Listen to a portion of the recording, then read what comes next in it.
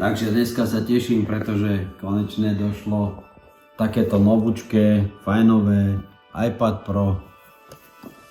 Takže ideme to takto unboxing alebo rozbaliť, otvoriť. Toto je tá najväčšia radosť vždycky pri tých Apple produktoch, pretože je to kvalitka. Samozrejme, že niečo stojí, ale stojí za to. Pretože ten starý iPad mi vydržal asi 4 roky a používam ho takmer každý deň. Dúfam, že to OK, dobre, takže vidíš, takto toto vyzerá. Úplne novúčky, parádny. Halus. Toto mám rád, že keď to chytíš, úplne iná kamerka. Paráda, už tu není žiaden touchpad, ale bude to ten FaceTime. No čo tu ešte dali? Káblik a super nabíjačku, ktorú som si kúpil k iPhoneu 12 Pro, nemusel som si ho kúpovať, ale nevadí. No dobre, takže to takto rozbalíme. Pozri to je paráda. Teraz sa to dá takto vyťahnuť, ja ho zacapem s mojimi prstami, pozri. Úplne novúčky. Paráda. Takže už sa nám to zapína. Takisto som si kúpil k tomu takéto fajnové púzdierko, na čo sa teším. Konečne Apple urobil to, čo robili kedysi. Že nebude to iba spredu chrániť toto, ale bude to takto.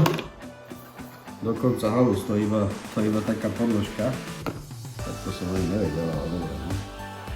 Ale bude to držať super. Drží to perfektne, pretože to je magnetické, paráda. Takisto na toto to bude úplná bomba. Dokonca, takisto keď som si k tomu kúpil aj to pero, tak vraj to pero sa dá tuto dať na bok.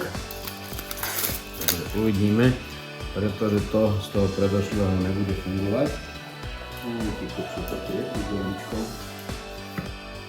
Bomba. Perečko je tady. Aha, to je trošku iné. Paráda, takže vyzerá tak inak. Také hranaté trošku. A s touto hranou pravdepodobne pôjde sem. Wow, yes. Keď takto zatvoríš, takto super to vyzerá. Jablčko. Parádička, veľmi sa teším. No dobre, takže ideme na to. Nájdeme tam niekde slovenčinu. OK.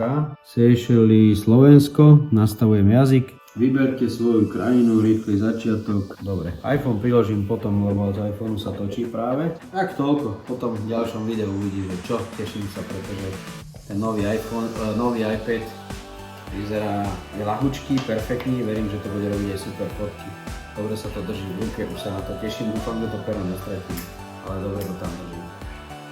Čau.